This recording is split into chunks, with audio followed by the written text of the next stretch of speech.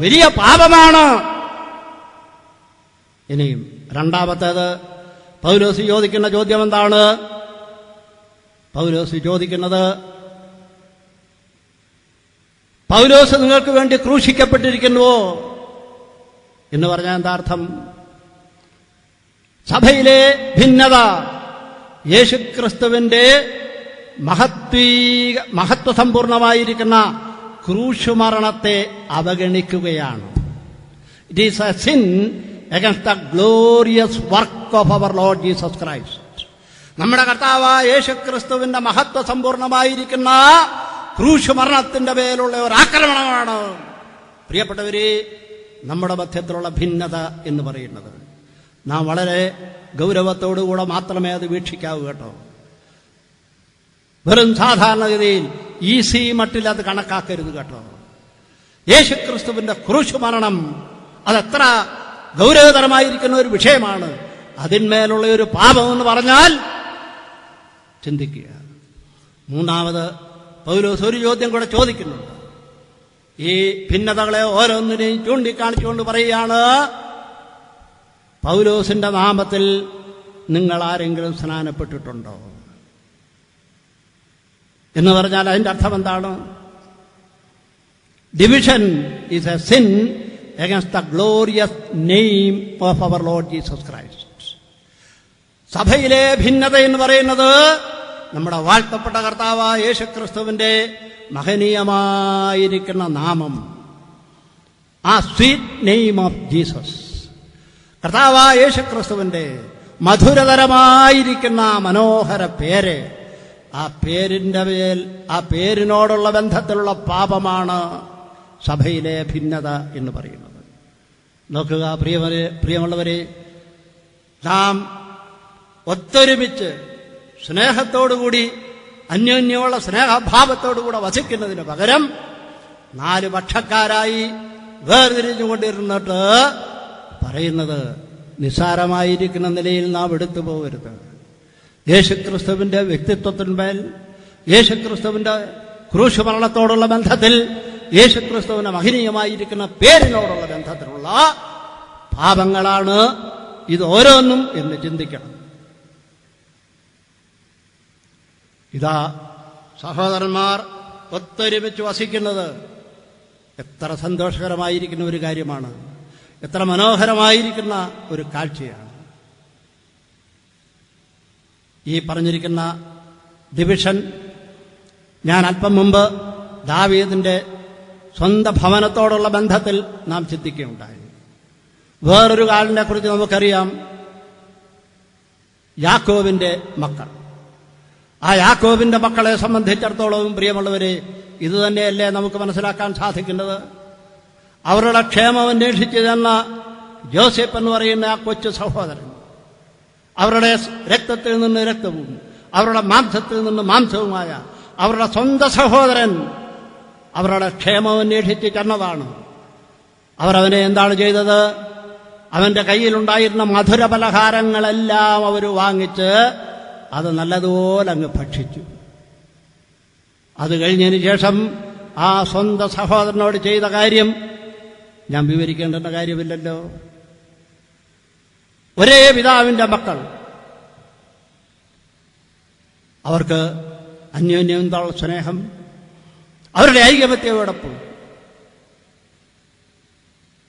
പ്രിയമുള്ളവരെ, ദൈവവചനത്തിൽ അവിടെ എവിടെയായിട്ട് ഇങ്ങനെയുള്ള കാര്യങ്ങൾ പറഞ്ഞിട്ടുള്ളത് നമ്മുടെ ഗുണീകരണത്തിന് വേണ്ടിയാണ്. നമ്മുടെ ആത്മീയ ജീവിതത്തെ ശരിയായിരിക്കുന്ന നിലയിൽ നിന്ന് പരിശോധിച്ച് വാസ്തവമായിരിക്കുന്ന നിലയിൽ അതിന്റെ ശരിയായിരിക്കുന്ന രീതിയിലേക്ക് നാം ഒന്ന് മടങ്ങി വരേണ്ടുന്നത് ആവശ്യമാണ്. ആ മടങ്ങിവരവിന്റെ കാലമായിരിക്കട്ടെ ഈ വർഷത്തെ കൺവെൻഷൻ. ഇതാ സഹോദരന്മാർ ഒത്തൊരുമിച്ച് വസിക്കുന്നത്. ഞാൻ പറഞ്ഞല്ലോ, എത്ര നല്ലത്, എത്ര ആസ്വാദ്യതരം. How good and how pleasant or how sweetness it is. ഇതെത്ര മധുരമുള്ളതാണ്, കാണാൻ ഭംഗിയുള്ളതുപോലെ തന്നെ ആസ്വാദ്യതരമായിരിക്കുന്ന ഒരു കാര്യം നമ്മുടെ ഒത്തൊരുമിച്ചുള്ള വാസം. ഇത് നമ്മുടെ വാഴ്ത്തപ്പെട്ട കർത്താവായ യേശുക്രിസ്തു ഈ ഭൂമിയിലായിരുന്നപ്പോൾ തന്റെ മാധ്യസ്ഥ പ്രാർത്ഥനയിലും പ്രാർത്ഥിക്കുന്നുണ്ട്. നമുക്കറിയാം കർത്താവിന്റെ മാധ്യസ്ഥ പ്രാർത്ഥന ഏതാണെന്നുള്ളത്. യോഹന്നാൻ എഴുതിയ സുവിശേഷം 17-ാം അധ്യായത്തിലാണ്. ആ യോഹന്നാൻ എഴുതിയ സുവിശേഷം 17-ാം അധ്യായത്തിൽ പിതാവായ ദൈവത്തോട് നമ്മുടെ കർത്താവായ യേശുക്രിസ്തു പ്രാർത്ഥിക്കുന്ന മനോഹരമായിരിക്കുന്ന പ്രാർത്ഥന. ആ പ്രാർത്ഥനയിലെ വിഷയങ്ങൾ പലതാണ്. അതിലൊരു വിഷയം ഈ ശിഷ്യന്മാരുടെ ഐക്യത്തിനു വേണ്ടി പ്രാർത്ഥിക്കുകയാണ്. പിതാവേ, നാം ഒന്നായിരിക്കുന്നത് പോലെ ഇവരും ഒന്നായിരിക്കണം എന്നുള്ളതാണ്. എന്താണ് പ്രിയമുള്ളവരെ അതിൽ പറഞ്ഞിരിക്കുന്നത്? പ്രിയ പിതാവേ, നാം ഒന്നായിരിക്കുന്നത് പോലെ. അവിടെ നാം ഒന്നായിരിക്കുന്നത് അത് ദൈവത്വത്തിലെ അല്ലെങ്കിൽ തൃത്വത്തിലെ ഐകമത്യമാണ്. ത്രിയേക ദൈവം, പിതാവായ ദൈവം, പുത്രനായ ദൈവം, പരിശുദ്ധാത്മാവായ ദൈവം. എന്നാൽ 3 ദൈവങ്ങളല്ല എന്ന് നമുക്കെല്ലാവർക്കും അറിയാം. അതിലെ ഐക്യം, ആ ഐക്യം ഒരളവിൽ പറഞ്ഞാൽ ഒരു മാർമികമായിരിക്കുന്ന വിഷയമാണ്. നമ്മുടെ മനസ്സുകൊണ്ട് നാം എത്രമാത്രം അതിൻ്റെ ആഴങ്ങളിലേക്ക് ഇറങ്ങിച്ചെല്ലുവാൻ ശ്രമിക്കുന്നുവോ അത്രത്തോളം അത് ദുർഗ്രാഹ്യമായി തീരുക മാത്രമാണ് ചെയ്യുന്നത്. അതൊരു മിസ്റ്റിക് യൂണിയനാണ്. പറഞ്ഞു മനസ്സിലാക്കുവാൻ സാധ്യമല്ലാത്ത നിലയിലുള്ള ഒരു സംയോജനം. നാം ഒന്നായിരിക്കുന്നത് പോലെ ഇവരും ഒന്നായിരിക്കണം എന്നുള്ളതാണ്. അങ്ങനെ തത്വത്തിലെ ആ ഐക്യം അത് ഒരു മാതൃകാപരമായിരിക്കുന്ന ഐക്യമാണ്. മോഡൽ യൂണിറ്റി എന്ന് വേണമെങ്കിൽ അതിന് പേര് പറയാൻ സാധിക്കും. ഒരു മോഡൽ യൂണിറ്റ് നമ്മളെ കാണിച്ചിരിക്കുകയാണ്. എന്നിട്ട് ആ മോഡൽ യൂണിറ്റി പോലെ നമ്മുടെ യൂണിറ്റിയും ആയിത്തീരണം. അതാണ് നമ്മുടെ പ്രായോഗികമായിരിക്കുന്ന ജീവിതത്തിൽ. അതിന് വേണമെങ്കിൽ നമുക്കിങ്ങനെ പേര് കൊടുക്കുവാൻ സാധിക്കും, പ്രാക്ടിക്കൽ യൂണിറ്റി എന്ന്. ആദ്യത്തേത് മോഡൽ അല്ലെങ്കിൽ ഐഡിയൽ യൂണിറ്റി, വളരെ മാതൃകാപരമായിരിക്കുന്ന ഒരു യൂണിറ്റി. അത് നമ്മുടെ ജീവിതത്തിലേക്ക് പകരപ്പെടുമ്പോൾ അത് പ്രാക്ടിക്കൽ യൂണിറ്റിയായി. ഇനിയും നമ്മുടെ ഐക്യം അതിനൊരു പെർഫെക്ഷനുണ്ട്, അതിനൊരു സമ്പൂർണതയുണ്ട്. അതെപ്പോഴാണെന്നറിയാമോ? നമ്മുടെ കർത്താവായ യേശുക്രിസ്തുവിന്റെ പുനരാഗമനത്തിൽ നാം കർത്താവായ യേശുക്രിസ്തുവിനോടുകൂടെ ആയിരിക്കുമ്പോൾ ആ സമയം നമ്മുടെ ഐക്യം അതിന്റെ സമ്പൂർണമായിരിക്കുന്ന നിലവാരത്തിൽ എത്തിച്ചേരും. അതാണ് പെർഫെക്റ്റഡ് യൂണിറ്റി എന്ന് പറയുന്നത്. അപ്പോൾ ഐക്യതയോടുള്ള ബന്ധത്തിൽ 3 കാര്യങ്ങൾ വളരെ വിശദീകരിക്കുവാൻ സമയമില്ലാത്തതുകൊണ്ടാണ്. ഒന്നാമത്തത് ഐഡിയൽ യൂണിറ്റി, അതായത് ദൈവത്വത്തിൽ ത്രിയേക ദൈവത്വം തമ്മിലുള്ള ആ യൂണിറ്റി. ഞാൻ പറഞ്ഞല്ലോ, അത് നമുക്കങ്ങോട്ട് ഗ്രഹിക്കുവാൻ തന്നെയും ബുദ്ധിമുട്ടാണ്. പക്ഷേ അങ്ങനെ ഒരു യൂണിറ്റി ഉണ്ട്. ആ യൂണിറ്റിയോടുള്ള ബന്ധത്തിലാണ് കർത്താവായ യേശുക്രിസ്തു പ്രാർത്ഥിച്ചത്, പ്രിയ പിതാവേ, നാം ഒന്നായിരിക്കുന്നത് പോലെ ഇവരും ഒന്നായി തീരണം. അങ്ങനെ ഈ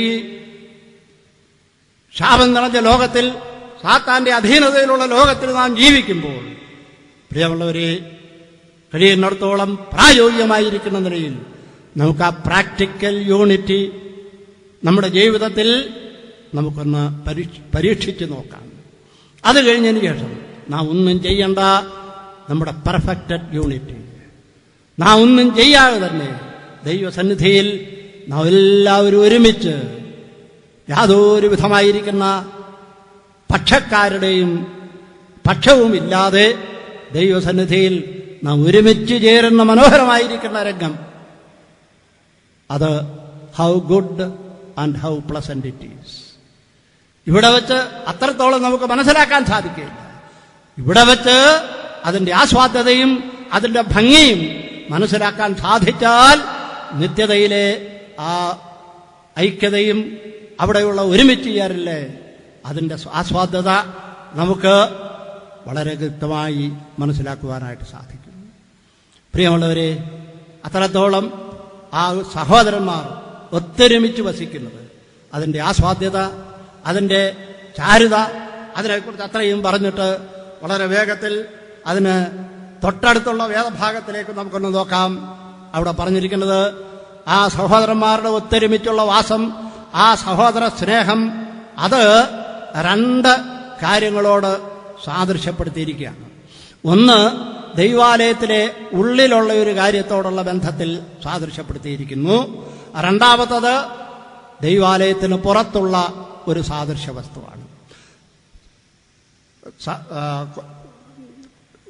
ദൈവാലയത്തിന്റെ ഉള്ളിലുള്ള സാദൃശ്യ വസ്തു അവിടെ പറഞ്ഞിരിക്കുന്നത് അഹരോന്റെ അഭിഷേകത്തോടുള്ള ബന്ധത്തിലാണ്. അഹരോനെ അഭിഷേകം ചെയ്യുന്നു. പ്രത്യേകമായി ഉണ്ടാക്കിയ അഭിഷേക തൈലം, അത് പുറപ്പാട് പുസ്തകത്തിൽ ആ അഭിഷേക തൈലം ഉണ്ടാക്കേണ്ടത് എങ്ങനെയാണെന്ന് ദൈവത്തിന്റെ പരിശുദ്ധാത്മാവ് പറഞ്ഞിട്ടുണ്ട്. അങ്ങനെ പറഞ്ഞിരിക്കുന്ന ആ രീതിയിൽ ഉണ്ടാക്കിയിരിക്കുന്ന പ്രത്യേകമായിരിക്കുന്ന വിശുദ്ധമായിരിക്കുന്ന അഭിഷേക തൈലം ഇതാ മഹാപുരോഹിതനായിരിക്കുന്ന അഹരോന്റെ തലയിലേക്ക് ഒഴിക്കുകയാണ്. ആ തലയിലൊഴിക്കുന്ന അഭിഷേക തൈലം അത് താഴേക്ക് വീണ് അഹരോന്റെ താടിയിൽ നിന്ന്, അതുപോലെ തന്നെ തന്റെ വസ്ത്രത്തിലേക്ക്, മാർവിടത്തിലേക്ക്. ഒരു കാര്യം പറഞ്ഞുകൊള്ളട്ടെ, ആ മാർവിടത്തോടുള്ള ബന്ധത്തിൽ അഹരോന്റെ മാർവിടത്തിൽ ഒരു മാർവിട പതക്കമുണ്ട്. ആ മാർവിട പതക്കത്തിൽ ഇസ്രായേൽ ഗോത്രം 12ന്റെയും പേര് ഓരോന്നോരോന്നായി രേഖപ്പെടുത്തിയിട്ടുണ്ട്. ആ 12 ഗോത്രങ്ങളെയും പ്രതിനിധീകരിക്കുന്ന ആ മാർവിട പതക്കത്തിലേക്ക് ഈ പറഞ്ഞിരിക്കുന്ന അഹരോന്റെ തലയിലൊഴിച്ച അഭിഷേക തൈലം താഴേക്ക് വന്ന് ഇതാ